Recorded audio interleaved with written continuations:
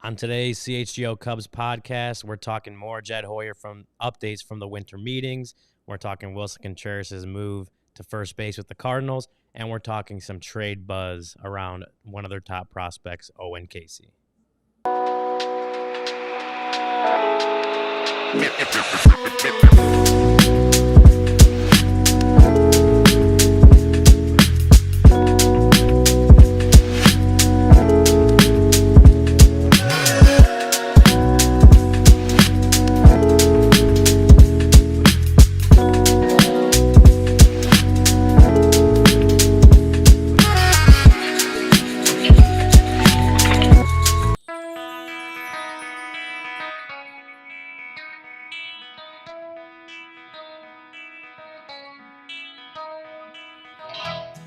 Hey, Chicago, what do you say? This is the CHGO Cubs Podcast coming at you live on this Sunnyside Thursday. Visit sunnyside.shop for bright buys every day, including 50% off your first 3 online purchases. Enter promo code HICHGO at checkout to qualify. Exclusions apply. Sunnyside Cannabis Dispensary. Bright buys every day, only for 21 plus or Illinois medical card holders. I'm Ryan Herrera. That's Kevin Wells. What's up? Joining us in the box, is it potentially his last day of his Mexican vacation? Luke Stuckmeyer. What do you think? Are you back in the office next week, or are you gonna? Depends on the border. Depends on the border control. Yeah, fair enough. Well, hopefully you're in with us next week. I know Cody's still out. He's still got another week left, not down in Mexico, but we'll make do without him. First thing I want to talk about. This kind of came out a little bit after the show yesterday, so we didn't speak on it, obviously. Is John Morosi, one of our friends. He was on the show with us last year at the winter meetings, talking about Owen Casey as a popular name in early stage trade buzz at the GM meetings. Not surprising. No. Granted, considering, you know, what he's been able to do. He's 22, doesn't turn 23, I think, until next July. He had at AAA this year, 278 average, 848 OPS, 12.9% walk rate. Did strike out at 28.1% clip, but when you hear about a guy that has some of the best exit velos, not just in minor league baseball, but in all of baseball, I think you can live with the power potential. You can live with a higher strikeout rate. He was part of the Yu Darvish trade a few years back. Obviously, he does have to be added to the 40-man to protect this offseason to protect him from the Rule 5 draft. First question, just seeing that news, seeing that there's trade buzz around Owen Casey. Luke, we'll start with you. What are you thinking? I'm not surprised, but I the question is they have to trade. Obviously, we believe a lot of people believe they need to trade one of these prospects. The big question is Owen Casey the right prospect to be moving, right? And then what will the return be? Here's my hesitation with Owen Casey. We just spent the last 2 years talking about how this team doesn't have enough power. It doesn't have enough pop. And then all the prospect people, and all the prospect people will tell you, this is the guy with the most power in the organization, minor league, major league. This is the guy with the power potential to finally be your big bopper. Doesn't mean it's going to happen. Doesn't mean it's going to develop. Doesn't mean there's going to be a spot for him on the major league roster this year. But when you're in a team that's desperate to find a slugger, if you're going to trade the number one slugger in your farm system, who's a top 100 prospect, then you better be getting it back. You better have a way to fill that gap the next few years because, first of all, it's not easy to develop that guy. And that's why, sure, other teams are asking about, hey, maybe you guys want to give up Owen Casey for something, huh? I just say be careful. Of all the prospects, in my mind, he's the one to be concerned about. And I don't have some great knowledge of like prospects from A to B and who's the best and who's the worst. I'm just saying he fills a void in this organization that we've seen for 3 or 4 years. They don't have power. And he has it. So I'm not sure that's the guy you want to be moving on from. If so, the return better be great. Not shockingly, Uncle Ted has entered the chat. We're talking about a lefty slugger. Nice, there you go. Yeah, I mean, that was I came into the office and Ryan goes, yeah, we're going to start off with the Owen Casey stuff. And I'm like, yeah, of course. You know, it's news of the day. And he goes, well, what do you think you would trade him for? I'm like, I wouldn't. Yeah. You know, I wouldn't, and I'm not far from it for me to be like a prospect guy who loves prospects. Like, I'm not really that guy, but I like to think I watch enough and listen and read enough. I'm an intake of Cubs minor league baseball, and I look at really good prospects around the league. I'm not an expert by any means, but I watched Matt Shaw and I watched Owen Casey play this year. You shouldn't trade either one of those guys. You can trade lesser prospects and still get big returns because they're small market teams looking for salary dumps. Teams like the Mariners, for example. I know that there has been plenty of mention with all the big time reporters right now that the Mariners it's this gold mine of young pitching, controllable young pitching, which is the best asset to have in Major League Baseball. We've seen how expensive pitchers can get. And yes, there are a couple pitcher names that I really love for the Mariners that I said last offseason, I would love the Cubs to trade. Logan Gilbert's the guy I really, really, really want if they're going to make a trade for a starting pitcher. He's one of the best pitchers in baseball. He's controllable. He's going to make probably less than $10 million next year and is a total power stud, ace, top of the rotation pitcher. If you're going to give up a guy like Owen Casey, I want that in return. Yeah, he's got 2 years of arbitration after this year. It's likely going to take more than Owen Casey. Like that you just said, it's like one of the better pitchers in baseball. Right. The package is going to be, you're going to have to give up a good amount to get him. But that's what I'm saying. I would be okay with that. Yeah. But I don't I'm not trading Owen Casey to to fill a need on the Major League roster when you can go out and pay for a bat that you might need this offseason. I'm not going to go out and trade a prospect to fill a gap. If you want to get better at a position like starting pitching, then I'm okay with moving a guy of Owen Casey's stature. Yeah. But we're all in agreement, right, Ryan? Like, I want to hear what Ryan has to say, but we're in agreement here. We're not saying anybody is untouchable, right? No, I'm just saying be careful if that's the guy you trade, but there's nobody in the entire organization, in my mind, that is untouchable if the return is correct. But Casey is a prospect of the prospects that has a value that's different than some of the other guys. Yeah, no, that's been my kind of MO since we started, and we were talking about this 2 years ago, and Cubs potentially trading, like, whatever. There's no one in there. There shouldn't be untouchables. Like, you can have, like, PCA is probably the closest the Cubs have to an untouchable as far as the young players go.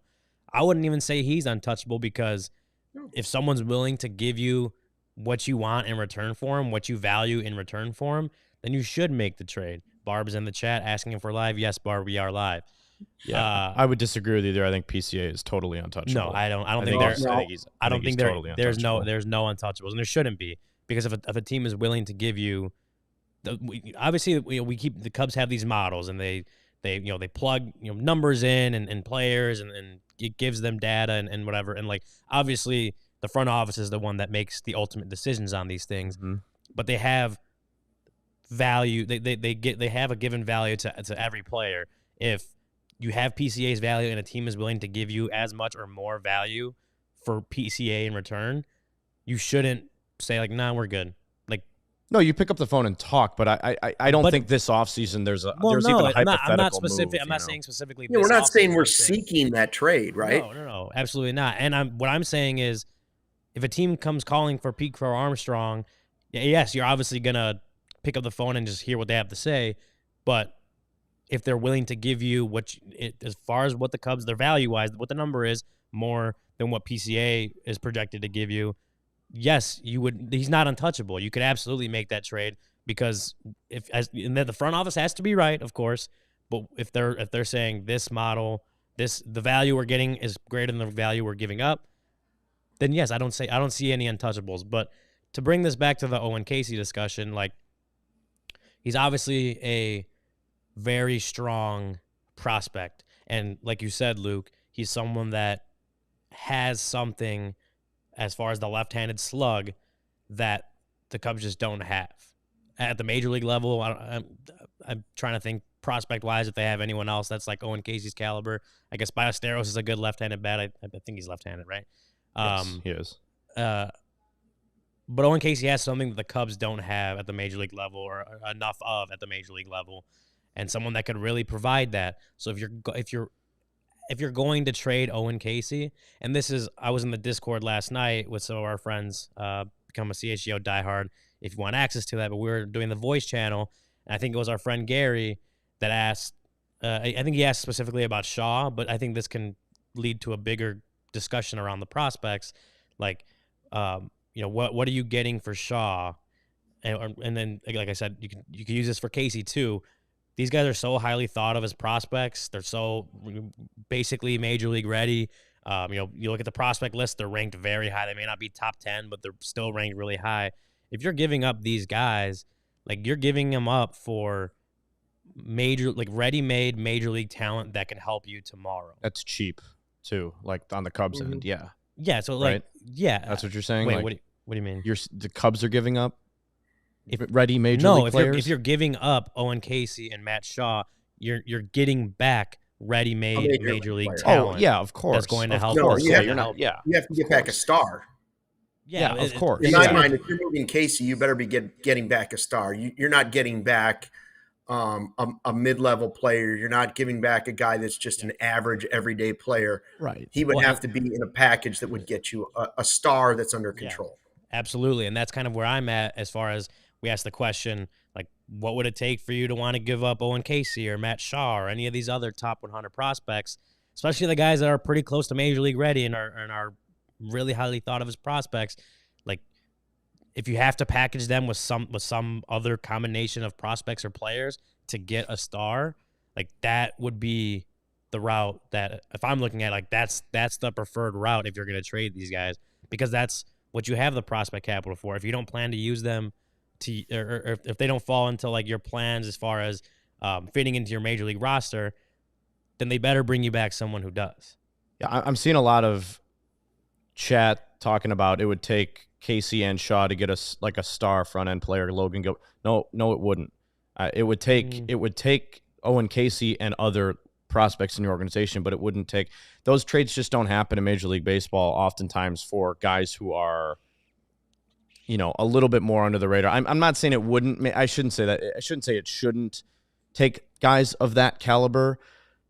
But when there are small market teams looking to shed salary and they can get one major piece back and along with other prospects, that's usually the type of trade that would take place. It's very rare to see all of your top end first round talent, top prospects go for one player. I mean, we saw that a couple times last couple of years with the elite players, guys like Dylan Cease, guys like Juan Soto, guys who have been traded for $1 billion prospects. So I could see that you could get Owen Casey and you could get some other guys, you could get Logan Gilbert for Owen Casey and some other prospects. I don't see them trading multiple, top 100 guys for one player unless, it is an upper echelon guy. I don't know what they're really thinking. I think the only thing I can say for sure right now is that Owen Casey's name was brought up for a reason.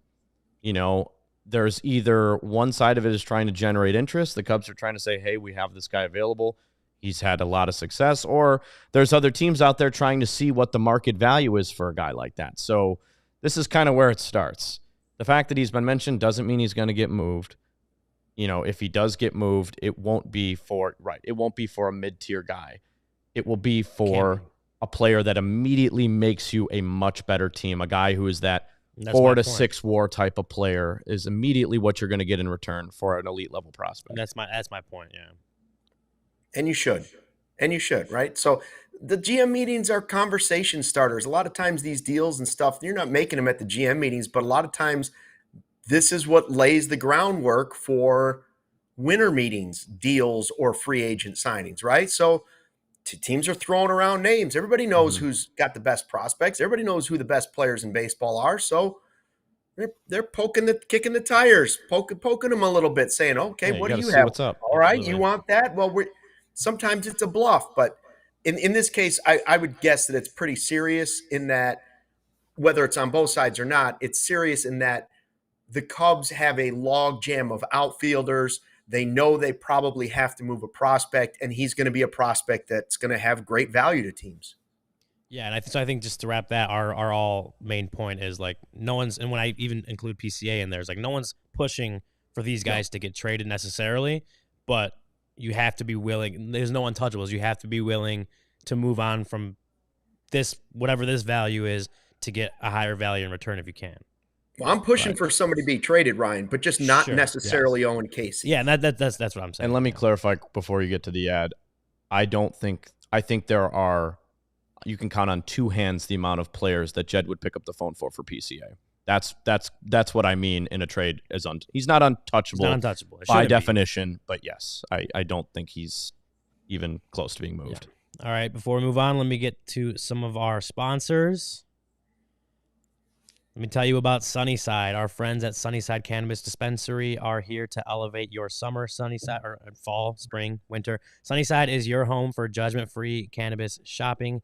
They have a crazy selection with over 100 different strains to choose from with easy online ordering and in-store pickup.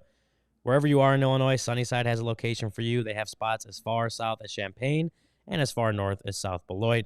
Stop in the store nearest you for expert guidance from their staff or select from quality lines like Cresco or FloraCal. And available now is good news, a new limited time offer, Island Vibes. I'm picking up some of that Island Vibes and Mini Segal's award-winning chocolates at Sunnyside, and you can too by visiting sunnyside.shop for bright buys every day, including 50% off your first 3 online purchases. Enter promo code HICHGO at checkout to qualify.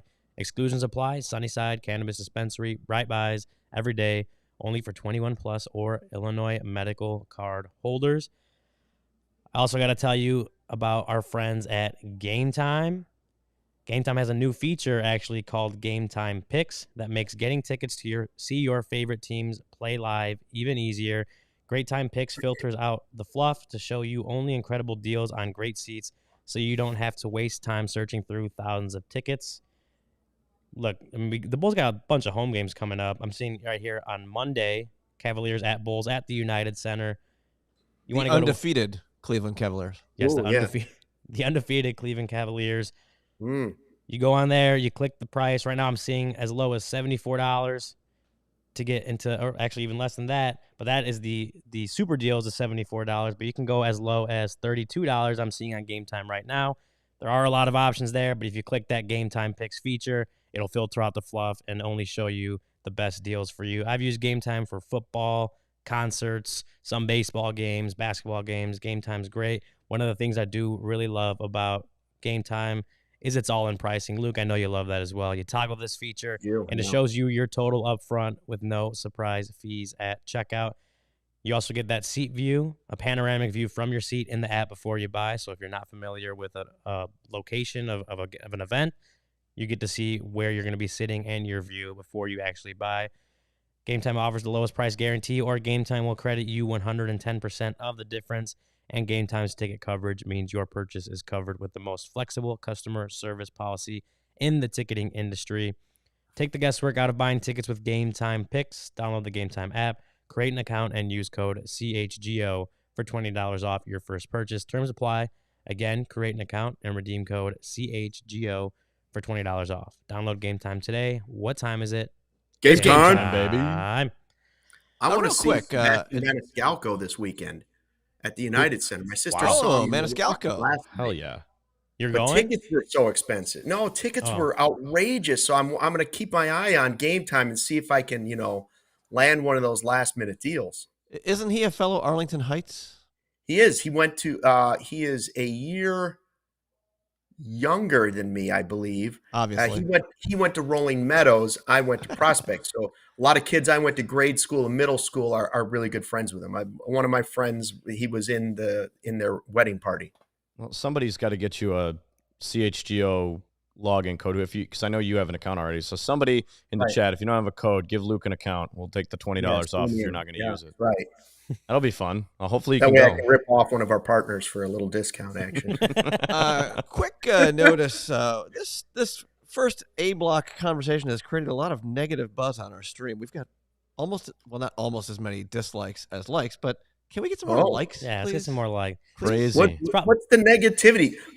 Probably because I said PCA is on. Yes, I know. Yeah. And nobody's suggesting trading PCA. All we're saying is there's nobody that's untradeable on the team. For instance, if you flash back a few years ago and Mookie Betts is available in his prime and they're asking you for PCA at the time, you're doing it. You should be doing it.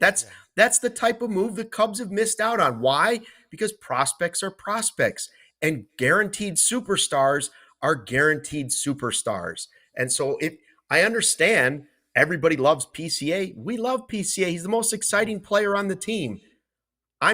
All our point was that nobody's untouchable. Nobody. There shouldn't be. That's just kind of how it is. And like Kevin said, like you could probably count. There's a limited group of players that you would trade. It's a PCA for. It's a very finite group, right? I mean, you're talking 5 to 10 players. Yes, it is not a very large not group going of to the players. Cubs this offseason. So that's why you don't have to worry about PCA. We were just making a hypothetical about him. Yeah. You're talking more so about like what the mindset of the front office should be, what we hope it is. Yes. Correct. That's what we're and you know what I was agree wondering 100%. As we were talking about that too, I do kind of wonder, and I know it's different for each franchise depending where they're at, both market-wise and in the standings, and rebuild or not rebuild or going for it. But where is the value of a prospect in baseball compared to where it was 10 years ago? You know, that fluctuates. There's times where Major League Baseball teams look at it and say, oh man, I'm not touch prospects. I'm not trading prospects. And then there's other times where you look at teams, for instance, like the Dodgers, who got rid of Michael Busch, even though they thought highly of him because he was jammed up, and they knew we already have Ohtani. We already have Freddie Freeman. They have all these Major League stars, so they can afford to move some of those prospects. Is the value of a prospect higher or lower than it was 10 years ago? Oh, I think it's definitely higher. Yeah, prospects are definitely valued a lot higher. I mean, you're not going to see an Addison Russell for Jeff Samardzija trade anymore, right? Right. Like you don't see that anymore unless a team gets fleeced. It would seem like. Credit to you, good pull. Like that is a great pull. Good job. Those kind of trades don't happen anymore. Teams value their prospects a lot higher these days, and I think it was at his end of season press conference when Jed Hoyer was kind of asked about prospect capital, and I think he even said, like, right now, like, the young players are the biggest currency in the game because so many of these guys can come up and contribute at a cheap cost. Like 10-ish plus years ago, yeah, you're trading, you know, if you're trying to compete, you'd probably be more willing. Teams are probably more willing to trade more upper tier prospects for guys that can help them win now. Like, we don't necessarily see that anymore. Also smart of Jed to say that because that's the currency he holds in his hand right now. Yeah. Also, right? Very like, true. That's fair. Very smart true. for him to say it because that's what those are the cards he's holding right now. I think he is right on the term though. You correct. Yeah. I mean, he has all of that, which makes his hand stronger, but we do know that cost controlled frontline starting pitching is the most valuable thing. The Cubs don't have a lot of that right now. So they have some of it. They have more than other teams. They have more than the White Sox. I see a lot of White Sox trades in there and people trying to get prospects from the Cubs for Garrett Crochet. You know, that is the most expensive thing to own, or the most valuable thing to have. Because look at some of the aces on the market that have, you know, the Rangers have $400-500 million in 2 pitchers right now. I mean, that, you know, 2 pitchers that helped them win a World Series, but, you know, that's why cost controlled young starting pitching is most valuable. Yeah. So I mentioned Jed Hoyer. He spoke yesterday at the GM meetings. You know, not like a bunch of groundbreaking news coming out of the GM meetings, but we didn't expect that either, right? Like the Owen Caissie thing was probably the biggest Cubs related news that we saw. But he did talk about a couple, you know, this corner infielders, and I want to start off with Isaac Paredes, and he was asked if he expected Paredes to return to his top offensive form, the form we've seen over the last couple of years prior to being traded to the Cubs. And he said, I guess I would ask, I think this is from The Athletic, I guess I would ask, why wouldn't it be? Speaking about the expectation. He has a really good track record. From the start, there's another stat from The Athletic. Shout out The Athletic for digging these stats up so I didn't have to. From the start of the 2022 season up to the point he was traded to the Cubs, Paredes posted a 129 WRC plus with a 17.3% strikeout rate, 11.2% walk rate, and a 221 ISO during that span. 6 other players across the game had at least 1,000 plate appearances, walked at a rate above 10%, struck out at a rate below 20%, and had an ISO above 200. Those players were Freddie Freeman, Juan Soto, Yordan Alvarez, Mookie Betts, Kyle Tucker, and Ketel Marte. So my question is expectations for Isaac Paredes. There's a track record there. That's 2.5 seasons versus the 2 months that he struggled offensively with the Cubs, which I also might add, if you look at his road and home splits, it was only at Wrigley Field where he struggled. Like, he had really good numbers on the road in about the same number of games, which he wasn't hitting the ball in the air a lot at Wrigley Field. Like, his ground ball rate was really high at Wrigley Field. So it's not like he was just getting balls knocked down by the wind, the whole wind factor. But he did have really good numbers on the road still, despite the bad numbers at Wrigley. But we're still looking at a 2-month sample size. So, I mean, Luke, expectations for Paredes, do you think we can see him get back to more of the offensive guy and even defensively that we've seen prior to the Cubs trading for him? Oh, Ryan, once the weather turns around at Wrigley Field, everybody's going to be better next season. Isn't that the storyline we're going with? Yeah. I don't know. I mean, that sounds sort of snarky without hearing the soundbite. It sounds a little chippy from Jed Hoyer in his response. And I guess the response back probably should be, well, look at what he did when he was here. It wasn't earth shattering. It was just like I called Craig Counsell's first season underwhelming. So was Isaac Paredes with the Cubs. He was underwhelming when he came over. It wasn't some big lift that they got at third base. He wasn't great defensively at third base. And the offense was spotty, if best. Now, the guys that you mentioned, right, that you're talking about, the larger sample size that he fits in with, if he can get back to playing like that, well, that's a game changer at third base. Of course it is. It's a massive improvement at third base, and it would be a huge lift for a Cubs offense. Is it going to go back to that? I guess they can hope so. My problem is that the Cubs have had so many of these will it, can it, all that type of question around like 7 or 8 positions going into a season, the last 2 or 3 seasons. And while he may be the most likely or one of the more likely ones to actually do it, right? To be the what if he does this, it's still a what if question. It's still the same what if Seiya hits 35? What if so-and-so does? What if so? I get it, but I just want some certainty. I just want some certainty on this team. And I don't know that he necessarily screams certainty into our ears that he is going to be an all-star again at third base and everything they need him to be. I don't know. I wouldn't close my ears to other options at third base this season. I don't think the Cubs will. I think he's their third baseman, but I think they'd be foolish not to at least keep their ears open at meetings like the GM meetings and the winter meetings about what's going on at third.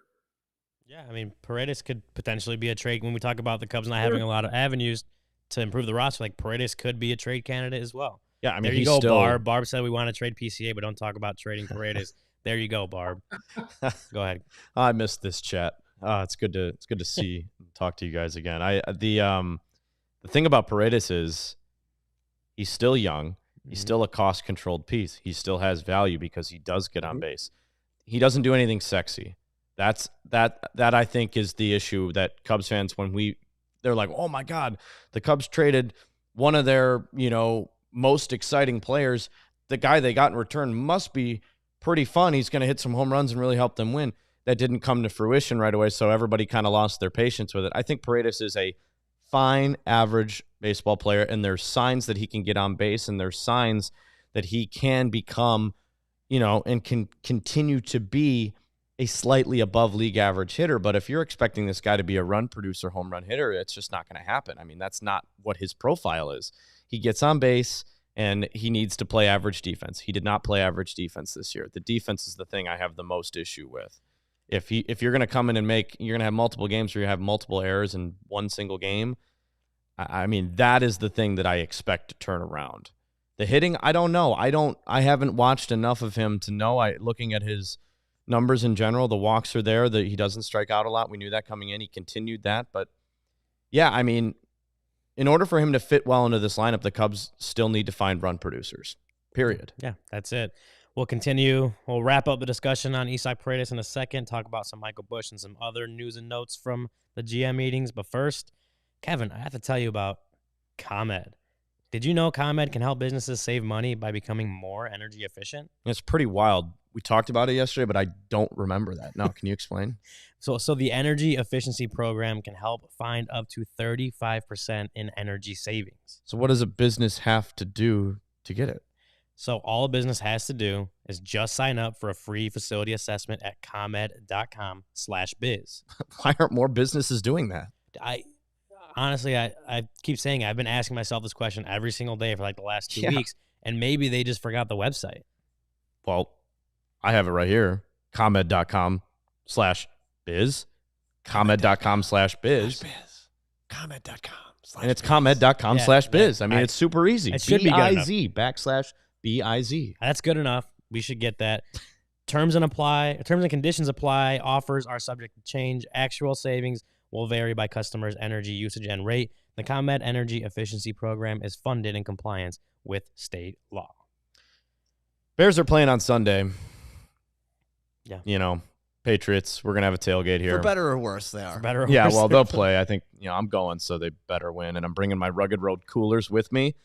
Rugged Road is dedicated to creating innovative and durable outdoor gear for adventurers who demand the best. Our products are designed with the highest quality materials and craftsmanship, ensuring they perform in the toughest conditions. Whether you're on land or water, Rugged Road gear is built to accompany you on every adventure.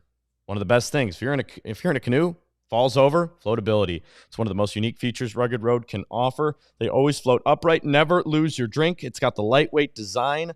Unlike every heavy-duty cooler that you have, Rugged Road coolers are incredibly light. It makes them easy to transport. Just throw them in the tailgate when you're done.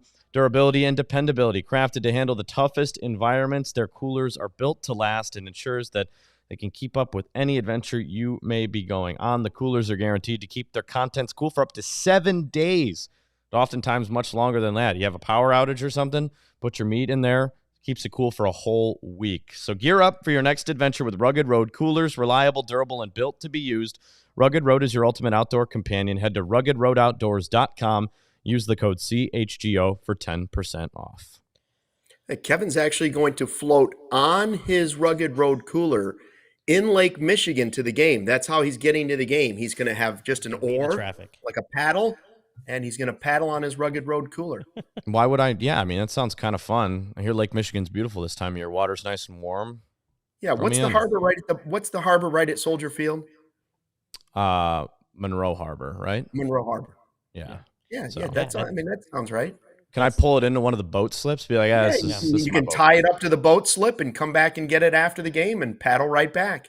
Yeah, let's do it. I mean, hey. That's how you beat the traffic, right? Of course, you'd be a little far away from our tailgate, which, of course, is at Cermak and Wabash. So. There you go.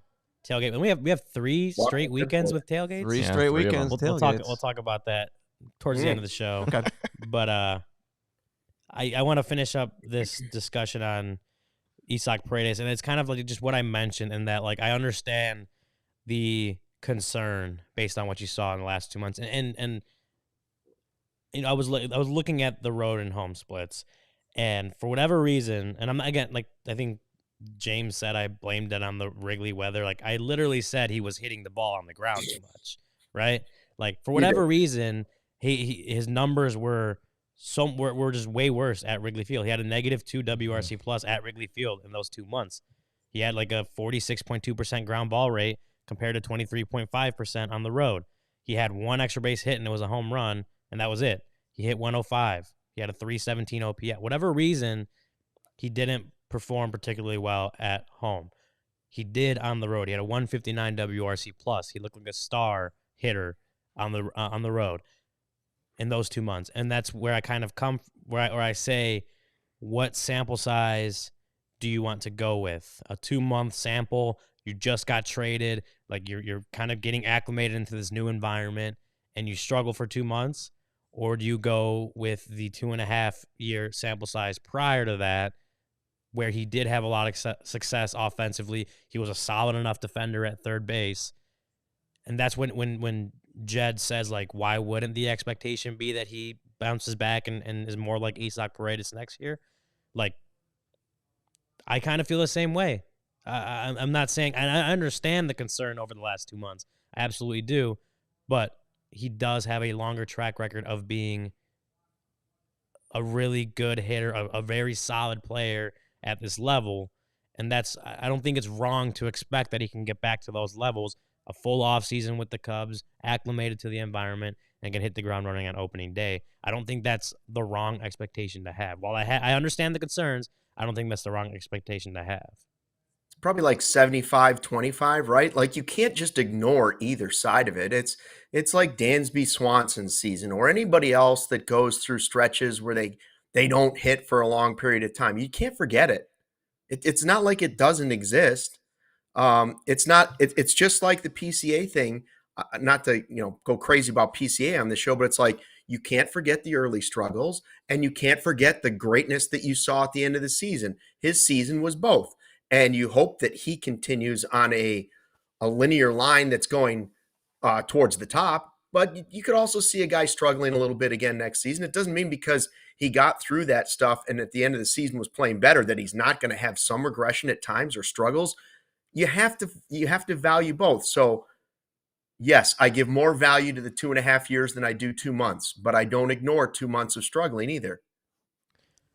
Yeah.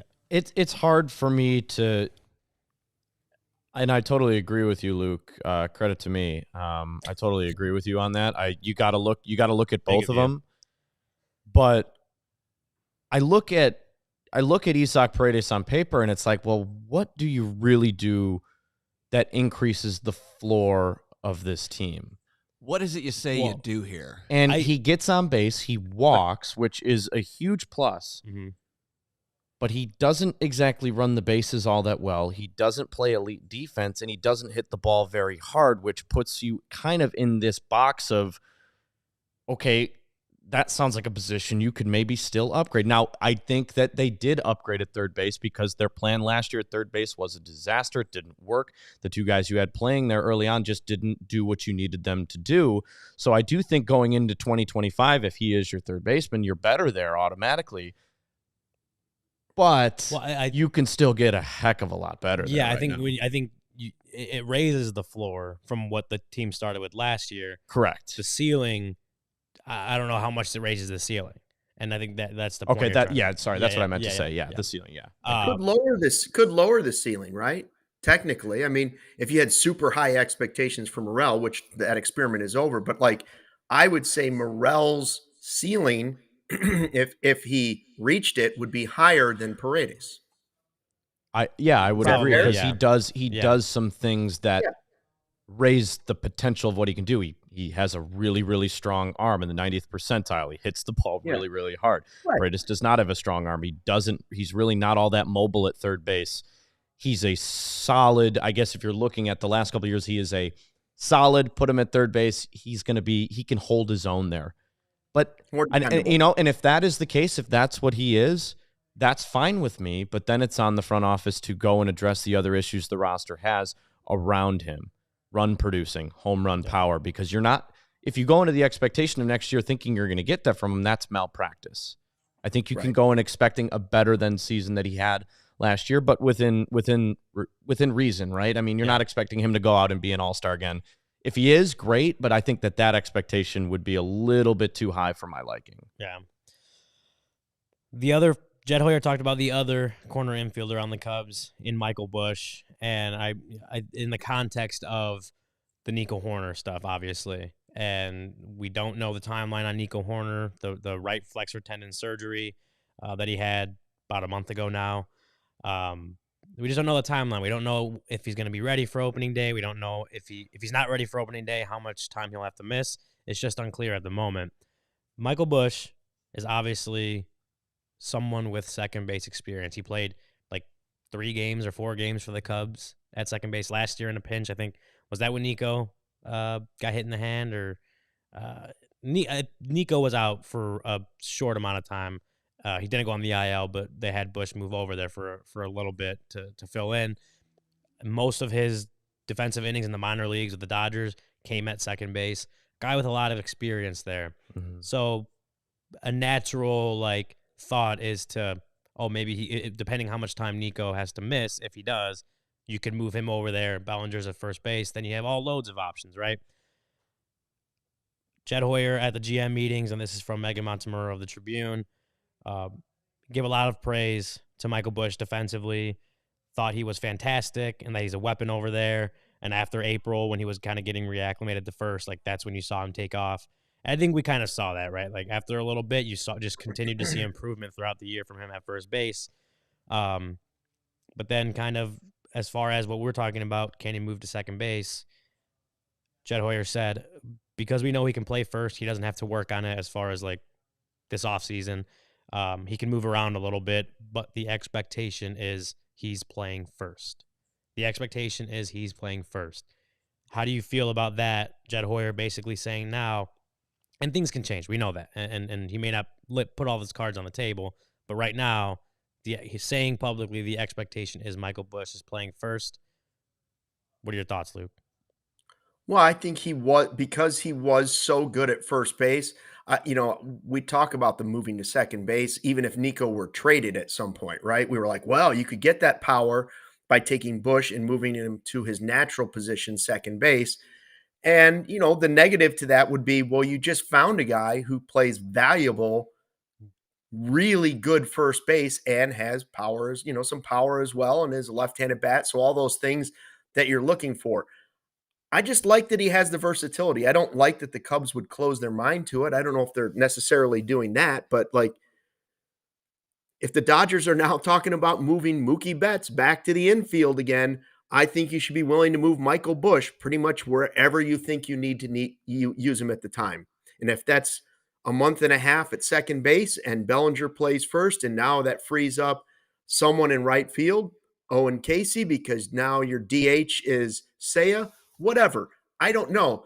But his flexibility is a benefit to the team, just like Bellinger. So while, yes, your thought is he's likely your first baseman, I also don't want them to just close their minds and eyes to the possibility that he's a flexible guy and you could move him around. And he may not be Mookie Betts versatile, but he's obviously versatile. Yeah, I think I don't think he's closing the door and saying absolutely no way he's playing. He's playing second base. That's what I'm saying. The expectation is that he plays first base, but obviously things can change depending. I'm okay with that. Yeah, I think that my only question would be, and I know it's his natural position. So you're right. If he can play both, great. I mean, it's rare that you have a guy that can play second and first base. I really can't think of many comps for that. But if you can move him to second base, I guess my only cause for concern at this very moment would be, does he have the feet of Nico Horner? We know he's got the glove. We know he's got that. We know he can move a little bit. We know he's not as fast as Nico. But does he have the feet? Does he have the footwork? Can he move? Can he make some of those plays to continue to make the Cubs' middle infield as dominant as it was? It might be a step lower. Probably not going to be as good as Nico, who won a Gold Glove. But is that ceiling there? Can you get him to that level? That would be cool. I don't know. I haven't, and that maybe that's on me. I haven't seen enough of Michael Busch playing second base to know. I have no doubt that he can play it. He has. I would like to see it, and maybe if that's the way it shakes out this year, and you can upgrade first base power, and you want to move Michael Busch to second base, and you look into that. I know we had a million shows talking about potential moving Nico Horner. If that is one of the options on the table, again, goes back to what we said earlier. No untouchables, right? I mean, that's okay with me. But I like what Jed said is the expectation is for him to play first base, because that's what it should be in November of 2024 right now. We're not in next season yet. We haven't had free agent acquisitions yet. We don't know where the Cubs plan to upgrade the power level. So for right now, you're right. That should be the expectation. He played a really great first base last year. He was really impressive over there. The glove was great. And there's nobody forcing him out, right? Like you're saying right now, is currently on the roster. There's nobody that's forcing him off that position. Yeah. He's earned that spot for now. But that said, you're mentioning Nico Horner at second base, and it's like, listen, I don't know that anybody we've thought of for the future of second base, go 5 years down the line. I don't know that Matt Shaw is going to be a better defensive second baseman than Nico Horner. I don't know that Cam Smith would be better at second. Anybody that you want to say could play, James Triantos, whatever name you want to throw in there. The odds of those guys being better than Nico Horner at second base, pretty slim. What we're hoping is that they're better offensively than Nico Horner is at second base, if that's the way the Cubs go in the future, right? You're going to have to probably sacrifice one to get the other. Yeah, and Nico, remember, though, was a couple of years ago before the injury popped up last year. I mean, he was a pretty good offensive player. You know, I just think he didn't get to 200 hits, but he was close 2 years ago. So maybe this injury was significant enough to hinder him offensively. Maybe he is healthy and he's back to the way he was, because you're right. The Cubs shouldn't be in the business of just trading good players to trade good players, you know, because Nico is a very good fundamental baseball player and does a lot of the things that you would covet at that position. I tend to think that, yeah, it's unreasonable to say Matt Shaw is going to be, you know, better than Nico defensively. I mean, I think that that's just an unfair expectation. Offensively, he might have a pedigree that looks to be a little bit more promising. But the thing, just specifically talking about infield, I know this is mainly on Michael Busch and things like that, but because Nico has played second base so well, people have forgotten that he plays a really good shortstop too. That's where his value comes into play for a lot of teams that will see that, wow, he played a full season of shortstop and was really good there. So if you do want to make a move, that is a huge thing, you know, that you can play 2 Gold Glove level positions on an infield is nothing to sneeze your nose at. And that's the reason I want the Cubs to hang on to him. So, but you know, I guess we'll see. A lot of unknowns there. Yeah, we'll see how the rest of this offseason shakes out in that sense. Talking about a former Cub, did you guys see the news on Willson Contreras and Luke shocked, moving to first base this season for the Cardinals? I mean, it's not utterly surprising, right? The Cardinals are kind of a ship without a rudder right now. I mean, they made a lot of bad signings last year. They don't have any pitching infrastructure coming up. They're kind of just a team in limbo. They've not done a good job of building through the minor leagues, and they've not made a lot of good acquisitions. I mean, that Contreras contract is, hey, let's put him at first base because, you know, maybe that extends his value. Maybe that makes him a little bit more of a trade candidate. It keeps him healthy. And that too, right? And yeah, exactly. 100%. Yeah, and you're not looking to get Goldschmidt back, but, you know, Contreras has not been a great defensive catcher. We knew that here. So this is a way maybe to extend that value a little bit. Yeah, I mean, I don't – it's probably a mix of all those.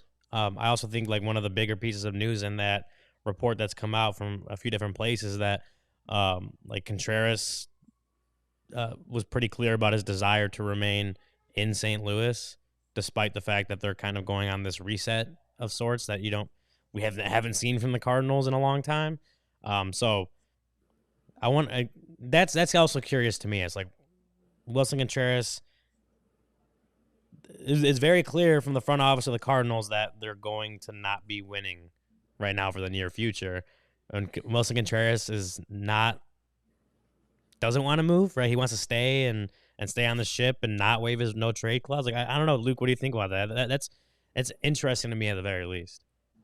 I think the fact that they mentioned, who was it? It was Gray, it was Arenado, it was Contreras. Like, they're basically saying pretty much all of the best players on the Cardinals are available in some form or fashion. Not like one big giant deal, but they're trying to move some money, right? And they're trying to either lower their payroll because they can't afford to right now and they're not going to compete. Although, how many games were they away from the Cubs last year? I think they finished tied with the Cubs. It was last close. Year. They were right on line. So isn't that funny that we're talking about them? They're in this massive rebuild and they're nowhere near it, and they should just dump everybody. And the Cubs were talking about, well, God, they got to find a superstar player to get themselves back in the mix with the Brewers. When in reality, yes, they are in different phases, but they're also basically in the same place in the standings.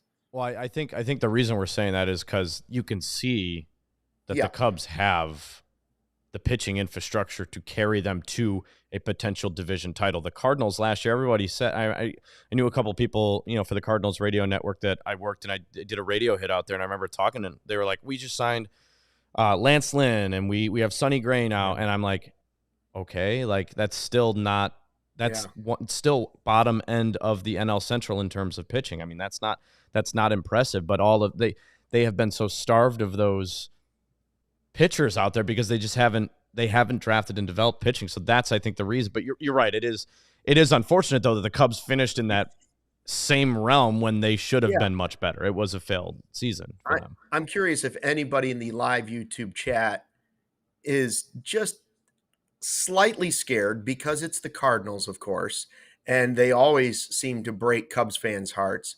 When you hear about them talking about, okay, Goldschmidt's going to be gone, we'd trade Arenado, we'd trade Contreras, we'd trade Gray. Is there anybody that's just slightly worried that they'd be a secret team going after Soto? Is there anybody out there that is like, I just hope they're not moving that money to get a player that we don't want them to have for a long time?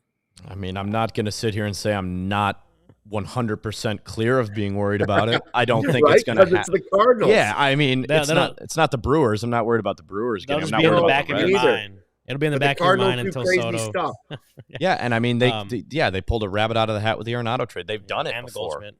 Yeah, they've done it. So, but to Kevin's, or to both your points, I mean, yes, they finished with the same standings, or the same record in the standings, but I listened to Derek Gould, who covers the Cardinals for the St. Louis Post-Dispatch. He was on the Northside Territory podcast, and just he was talking about just how the Cardinals, like organizationally, developmentally, minor leagues, that kind of stuff, is just lagging behind a lot of other teams in baseball. And so, I think what I'm trying to get at is, like, yes, they both finished with 83 wins, I think. I don't remember the exact standings, but I'm pretty sure they finished the same record. Yes, they finished right there, right next to each other. From hearing what's coming out of the Cardinals, it feels like organizationally the Cubs are in a much better position than the Cardinals. Health of the organization-wise, are in a better position right now. Can the Cardinals catch up and do that? Probably, because of the Cardinals, and that always seems to happen. But it feels like right now the Cubs are in a better position organizationally than the Cubs.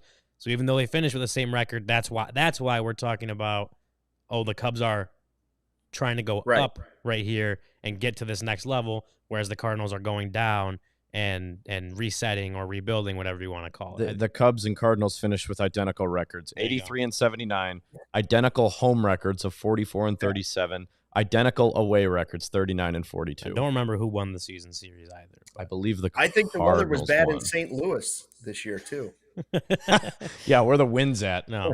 You can pull your But and so, like, that is also a point of, like, this is the time, like, if the Cardinals are going to this reset, rebuild type stuff, who knows how long that's going to last, right? Like, at this point, like, this is the Cardinals, except for the last few years, the Cardinals were the class of the division, right? The Brewers have obviously taken that over. The Cubs were there for half a decade, but it's always the Cardinals. And now that they're going into this position where they're not necessarily trying to win, that we just don't see them go into, like, this is the time for the Cubs it should be the time for the Cubs to pounce. Yeah. Should be the time for the Cubs to say, we are going to explode to the top of this division, blast through the Cardinals, blast through the Brewers, and take that spot. It just doesn't seem like that kind of urgency. Like, not that the Cubs don't have urgency to win. We've talked about it.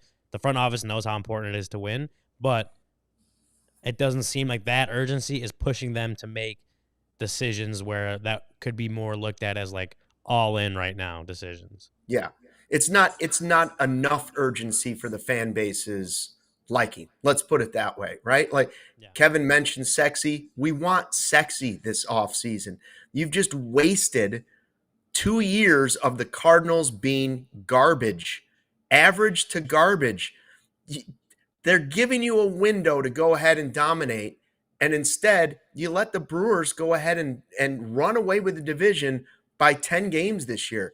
This is a window where the Cubs were supposed to go from it's not a rebuild to we're going to take back the division, right? This is our chance to do it. The Cardinals are telling us the Pirates Pirates and Reds are not quite ready. They're getting there. They're acquiring young players. It's a perfect window for the Cubs to make this move where they should take control of the division. And for 2 years, they haven't done it.